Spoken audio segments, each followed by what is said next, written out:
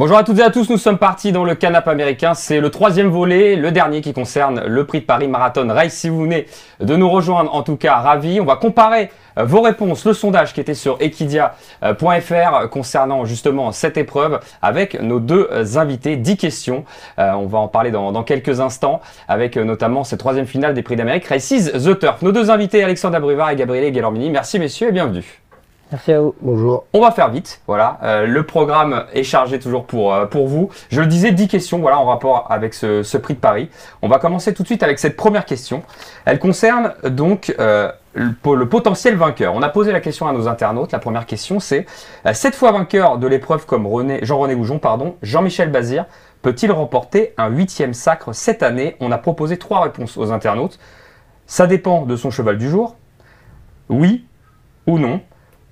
La réponse la plus plébiscitée, c'est évidemment, ça dépend de son cheval. Voilà, s'il sera avec Hookerberry peut-être, ou avec un autre concurrent. Qu'est-ce que vous en pensez? Est-ce qu'il peut remporter, à votre avis, un 8e sacre? Oui. Bon, oui, avec lui tout est possible. Voilà, avec n'importe quel cheval, c'est ça en gros? Oui, bah, ça va sûrement être Hooker. Il faudra qu'il fasse le moins d'efforts possible, mais bon, bah voilà, comme c'est Jean-Michel, oui, c'est possible. Oui, je suis tout à fait d'accord. Donc après, ouais, sans doute, je pense qu'il va driver son cheval. C'est un cheval qui est très gentil, donc ça va être lui qui va encore la gagner sans doute. Alors rappelons à ceux qui nous regardent, on n'a pas encore les partants définitifs, hein. Donc c'est effectivement, on ne sait pas encore, mais a priori, voilà, vous répondez à peu près comme les internautes. Voilà, ça dépend du cheval, mais surtout oui, en l'occurrence. Ouais. Oui. Deuxième question. La deuxième question, elle concerne le palmarès. Seuls 4 chevaux sont parvenus à réaliser le triplé dans cette épreuve. Lequel vous a le plus marqué? Il y a eu Jardy, Gélinotte, Bellino 2, Vourazy. Ça remonte un peu, messieurs.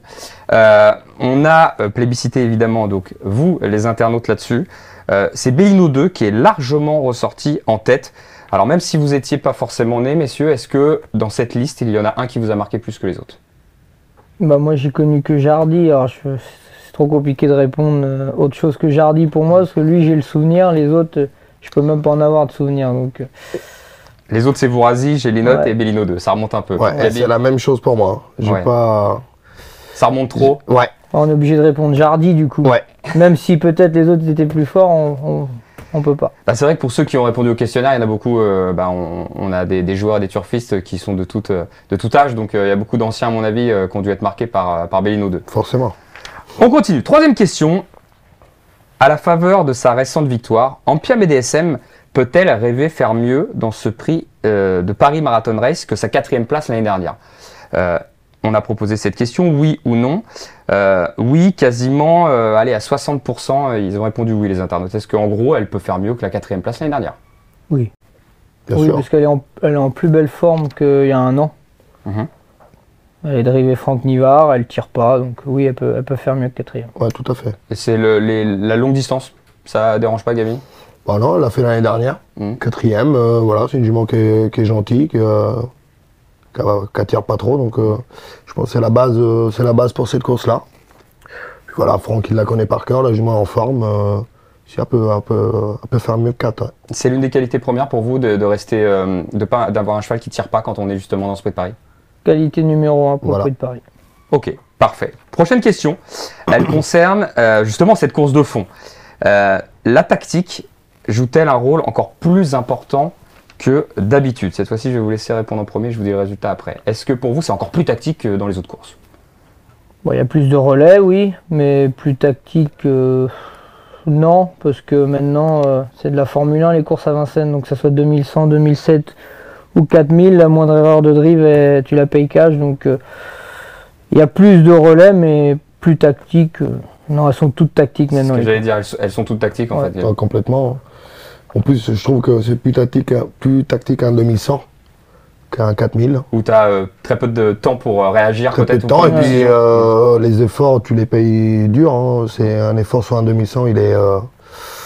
Peut-être sur 4000, même si tu es mal placé, il y a le temps. Voilà. 2100, c'est foutu, quoi. Et c'est amusant d'avoir vos réponses parce que justement, les internautes ont répondu complètement le contraire. Pour eux, effectivement, on a toujours ce truc de, comme c'est long, bah, c'est très tactique, mais pas forcément, puisqu'on a plus le temps de se placer. C'est ça que vous répondez. Ouais, et puis plus le temps de gommer les erreurs au cas où on en a fait au début, quoi, je pense. Ok. Eh ben écoutez, on continue. Si vous venez de nous rejoindre, en tout cas, vous êtes dans le canapé américain. On est avec Alexandre Abrivard et Gabriele Guelormini. On continue sur ce prix de Paris Marathon Race. La 5e question. Le record de vitesse de l'épreuve est détenu par Diable de Vauvert en 1:13.3 l'année dernière. Peut-il être battu cette année, à votre avis? Par rapport au plateau. Les records, ils tombent tous un par un. Donc, on l'a encore vu dans le Critérium des Jeunes le week-end dernier. Donc, oui, si la météo est clémente, je vois pas pourquoi. Il n'y a plus un record qui tient, donc je vois pas pourquoi celui-là tiendrait. Exactement. Il peut être battu à n'importe quel moment, entre guillemets. Les internautes le pensent aussi, en tout cas. On va revoir l'image de Diable de Vauvert qui avait gagné à ce moment-là.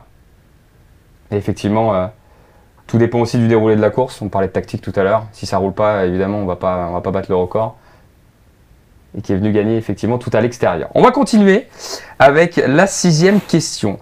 Face aux concurrents actuels qui sont présentés donc dans ce prix de Paris Marathon Race, on va parler de Bold Eagle. Est-ce que vous pensez que Bold Eagle pourrait prétendre à la victoire dans ce prix de Paris Marathon Race? Est-ce qu'il serait pas déclassé, mais voilà, est-ce qu'il serait un peu au-dessus? On va revoir la ligne droite d'ailleurs de 1,50 de Bold Eagle.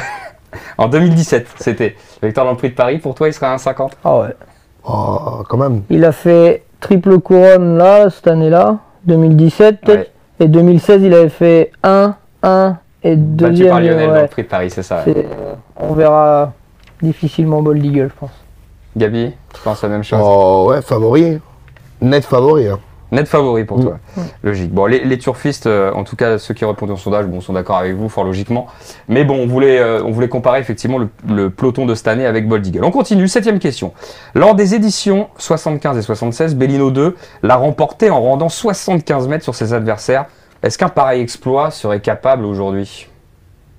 Je pense pas, Ouais. c'est fini. On est trop serré maintenant au niveau des pelotons. Ouais. Moi j'ai connu un enfant qui avait encore... si tu gagnais le prix d'Amérique ou le prix de France ou les deux, il fallait rendre les mètres, je crois. Ouais. Ça a été supprimé il n'y a pas si longtemps que ça, parce que j'ai le souvenir qu'il y avait quand même encore un rendement de distance dans le prix de Paris. Mais non, 75 mètres. Bah déjà, quand on voit comment c'est dur de rendre 25, Ouais, voilà. 75. Même si t'as 2 tours, ça paraît compliqué. Ouais, c'est ça. ouais. C'est pas Vous avez vu les images d'archives par contre, les gars? Ouais, à l'ancienne. Hein. pied ballon. Gabi, oh Gabi. Ouais, la cravache, attention. C'est surtout que je me disais, mais comment tu peux repérer ton cheval là-dedans? Alors toi, en tant que propriétaire ou entraîneur, peut-être, mais je veux dire, un joueur, il a ni le numéro. Voilà, c'est aux jumelles dans les trébules, Ah ouais. parce que sinon... Comme quoi, il fallait venir avant là, sur l'hippodrome pour pouvoir avoir son Ah ouais. cheval. Maintenant, on est bien dans le T'es pas canapé. pareil, à cause de vous les médias qu'il n'y a plus de personnes sur les poros, mais maintenant tout passe à la télé. Regarde, ils étaient wow, incroyables. C'est pas nous qui avons fait la télé. C'est pas RC là-bas. Et en dedans, il y avait de la place en dedans en plus, ils tirent tous en dehors. Wagon 7 quand même. Ah ouais, Oh la vache. Exceptionnel. Les mecs, ils voulaient pas enfermé. enfermer, tout le monde a sa chance. Ah, c'était. Ça stat assez dur, hein. Regarde. Accroché, là. Avec la dresseuse, ils sont accrochés. Bon, en tout cas, c'était Bellino 2 qui a gagné cette édition. C'était en 75, voilà, pour votre information. Évidemment, tout le monde a dit que ça serait compliqué de rendre 75 mètres au niveau du sondage. Question 8, on enchaîne. Est-ce qu'un cheval ferré des 4 pieds pourrait avoir encore une chance de s'imposer dans une telle épreuve? Pas évident, ça. On voit maintenant que... Je trouve, oui. Bah oui, on a eu la preuve plusieurs fois quand même. Bon, c'est pas une question de la course, hein. Étonnant l'a fait, Bold l'a fait. Voilà. C'est une question que c'est dur de gagner ferré maintenant, mais s'ils ont besoin de leur faire. Ready Cash. Ready Cash et Bold, ils l'ont fait. Oui, c'est pas impossible.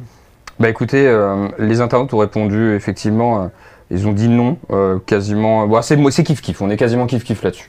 Ils ont du mal à se prononcer. Question 9. Quand on regarde le palmarès de cette épreuve lors des 10 dernières années, il y a autant de chevaux durs que de finisseurs, en fait, quand on regarde un peu les 10 dernières années.